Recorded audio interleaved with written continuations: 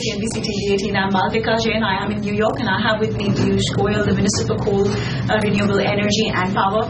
Mr. Goyal, welcome to CNBC TV 18. My first question to you is that today is Earth Day. India has signed a historic agreement, the Paris Agreement, which is probably the first legally binding agreement to combat climate change that has been signed by a majority of the world economies.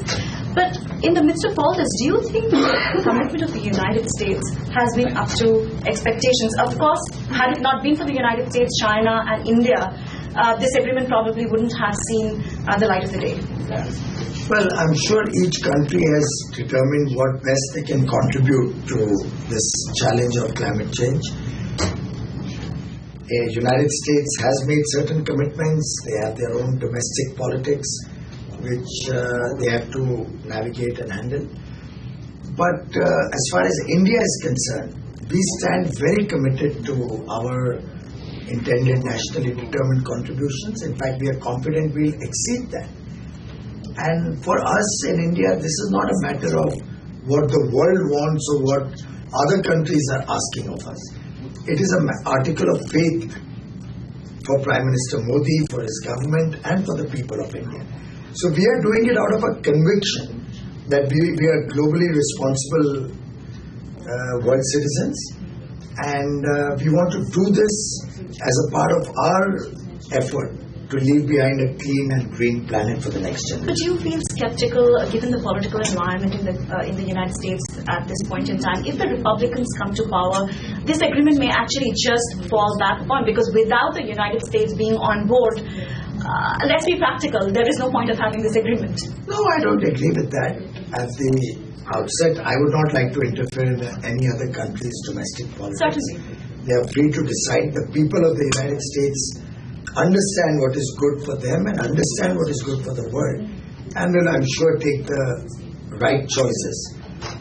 But in a global effort where over 190 countries have come together, I don't think any one country will determine the success or failure of this entire initiative, and I'm certain that the world working as one will make this effort successful. Climate change is a challenge, is a crisis which affects all of humanity, all the 6 billion people on Earth, and I'm sure even the people of America. We're talking about, cooperation of the entire world, everyone coming together, but the United States has already filed complaints against India at the WTO. There has been an adversarial order against the country.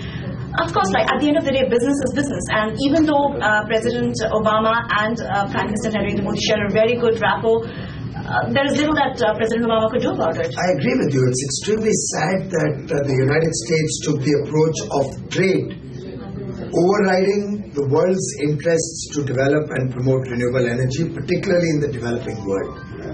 In fact, India and Indian domestic manufacturers had shown huge amount of magnanimity when they withdrew the anti-dumping duty request against the United States, China and other countries in the interest of keeping tariffs low.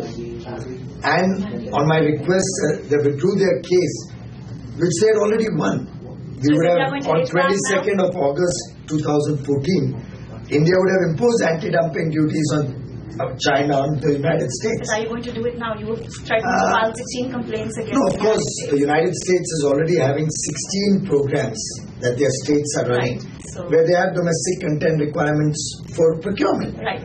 And the Indian government has already seized of the matter and will be taking appropriate action. But during your trip to the United States, have you formally or informally taken up this issue with the relevant authorities?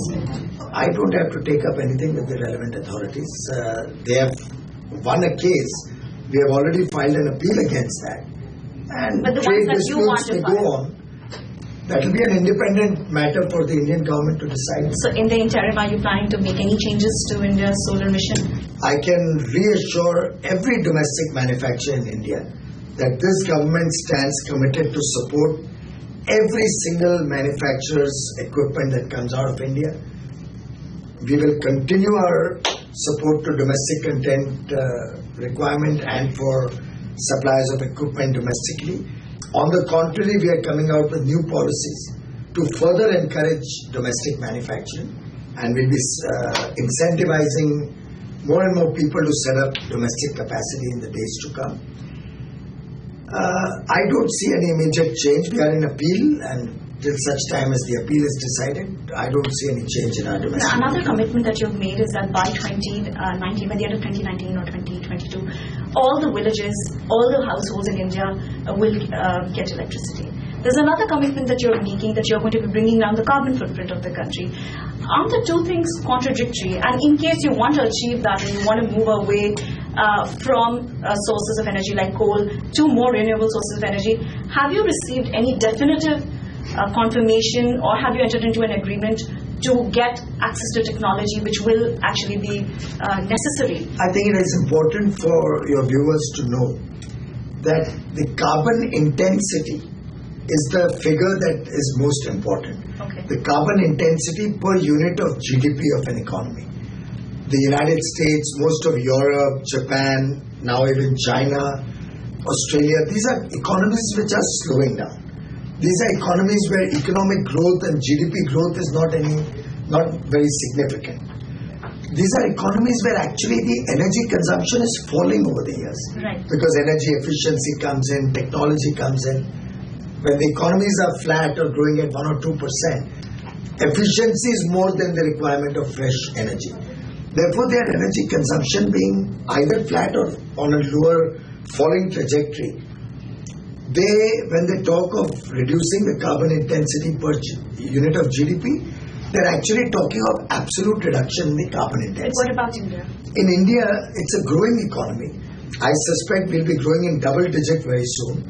And that double-digit growth will sustain for decades in the years to come, given the sheer aspirations of a billion people. But what about technology transfers? Will you be able to manage technology? I'll respond to that. And looking at the energy demand in India, we see the energy demand moving up from the current 1.1 trillion units to between 3.5 and 4.5 trillion units by 2030.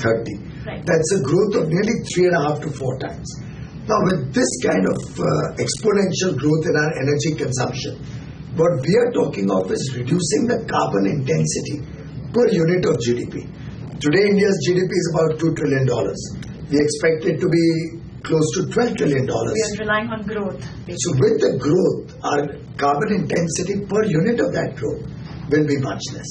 Okay. And that is the commitment or contribution we have made at the Paris Agreement. And I understand as far as technology transfers are concerned, we are still in talks with countries, and that is something that has not been worked upon. Again, that's an area where I think the developed world has a lot more to be done.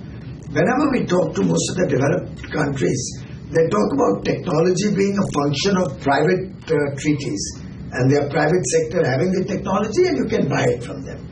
In which case, it's a bilateral arrangement which we can do, or our companies can do, with the private sector internationally. But the fact that Sun Edison has filed for bankruptcy, do you think that has deterred investors in it? You've been meeting a whole host of Not at all. investors. One company going down the tube, and that also offshore. It's happened in the United States. Right. In India, the company is up and running. And there are so many instances. There's a very large company which has had to sell its assets in the steel sector, for example. Does not mean the steel industry is going to come to an end in that country. Right. It does not also reflect that the entire company is necessarily in trouble. So I think it's a commercial decision.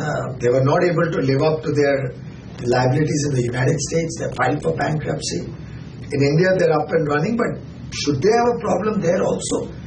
One company's success or failure does not determine the entire sector. But another challenge that is coming to fore, you have mentioned that pricing of electricity generated through coal and that through renewable energy, there is a parity that we have been able to achieve. Almost. But the fact is that this has been possible, and the bidding which was made by companies, because they were factoring in utilization of Chinese solar panels. But if you were actually to use high quality solar panels, the sense from analysts and experts is that it cannot be less than 6 rupees. Madam, that is a conjecture that analysts may have. I have done a transparent, equal opportunity bidding. All bidders are good, reputed private sector companies. Most of these analysts and the media keep telling us that reform your sector, privatize your sector. I suspect you have full faith in the private sector. I'm not saying that. I'm just or saying let's say the analysts have faith in the private sector. So it's the private sector which has bid these prices. I have not bid for that. Neither have I tried to persuade them to bid high or low. That's not my job. I provide only the platform on which an honest, transparent bidding takes place. Sensible companies have bid. It's not as if there was one or two bidders. There were 30, 40, 50 bidders in each contract. It's not as if one or two companies have taken these solar projects at these prices. International large companies, state-run companies from Europe, from Japan, companies which have 20 billion, 50 billion kind of market capitalization. These are the type of companies that have also bid in our solar projects. So I think this...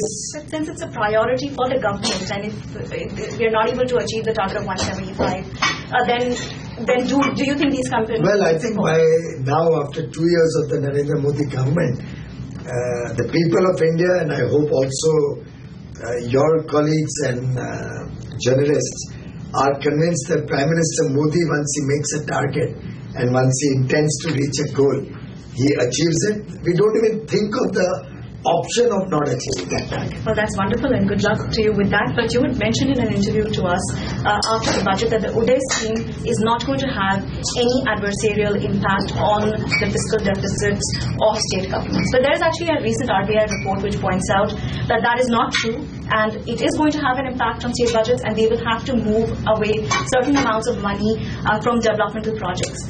Incidentally, the whole UDAY program was kick-started because of a letter that the RBI wrote to some states and to the central government, suggesting exactly what has been done in UDAY. Subsequent to the approvals of UDAY, the Reserve Bank wrote to the central government to have gone even beyond what was provided for in UDAY. So it amazes me that RBI has chosen to write such a report. I think it's lack of adequate understanding of the energy sector, and I do wish they would talk to us and we'll be able to satisfy them how the UDAY scheme is a win-win for everybody, including the states. And if it was not so, I can assure you states like Uttar Pradesh, Bihar, Odisha, states who are otherwise inimical to us in our political leanings, would not have happily and voluntarily signed up to UDAY. Well, the Chief Minister of Tamil Nadu, she has come out quite strongly against the UDAY program. She has alleged that the government is trying to move away funds, put on this burden onto the state governments and forcing... Madam, this is a voluntary scheme. Where is the question of force? Where is the government trying to make anybody move away from anything? It's a voluntary scheme. We have only shown how joining this UDAY scheme will help Tamil Nadu and the people of Tamil Nadu save 22,400 crore rupees in the next 3 years. And by the way, amongst all the states in India, including Uttar Pradesh and Maharashtra and Gujarat or Haryana, amongst all the states, Tamil Nadu benefit by joining UDAY is the highest in the country. So it's very unfortunate that the Honorable Chief Minister has possibly sought to take out her anger of the political situation in her state, turning a little against her by attacking the UDAY scheme. This is more of a political issue and not anything. It looks like that because we have demonstrated very clearly to their officials who met me that this is a clear gain to the state of Tamil Nadu, to the people of Tamil Nadu. I would once again urge that all states look at the UDAY scheme and in its entirety, assess how it can benefit the people of their state. And just like the Honorable Chief Minister of Uttar Pradesh wrote to me while signing up on UDAY, that he is delighted to join UDAY because he can clearly see that it is going to benefit the people of Uttar Pradesh. I can assure the people of Tamil Nadu through you that joining UDAY will benefit the people and the state government significantly. 22,400 crores is our initial estimates. It could be more. And any case being a voluntary scheme, prepared in consultation with all stakeholders, bankers, states, everybody. I think it's a win-win for everyone. But The Tamil Nadu Chief Minister did write to the Prime Minister demanding thousands and thousands of crores of write-offs and subsidies and central government support. But just because she wrote that letter does not mean that we have to accept that and give thousands of crores. Because ultimately that money is collected from taxpayers to serve the people of the nation. Here we are serving the people without any stress on anybody.